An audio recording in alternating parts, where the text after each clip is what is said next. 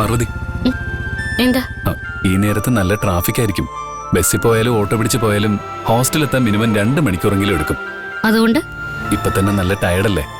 ഞാൻ ബൈക്കിൽ കൊണ്ടാക്കാം, വാ. എന്നെ സഹായിക്കണമെന്ന് തോന്നിയല്ലോ, അതിന് ഒരുപാട് നന്ദിയുണ്ട്. 2 മണിക്കൂർ കൊണ്ട് എത്തിയാലും 3 മണിക്കൂർ കൊണ്ട് എത്തിയാലും എനിക്കൊരു കുഴപ്പമില്ല.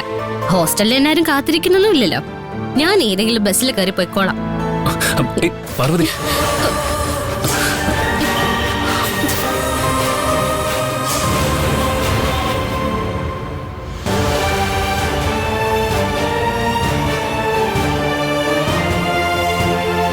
നിനക്ക് എന്തുകൊണ്ട് ഇത്ര ദേഷ്യം എനിക്കറിയാം. ആ കരുണാകരൻ നിന്നേട്ട് ഇങ്ങനെ കഷ്ടപ്പെടുത്തുന്നതിന്റെ ദേഷ്യമല്ലേ? അത് ഞാനും അയാളും തമ്മിലുള്ള പ്രശ്നമല്ലേ?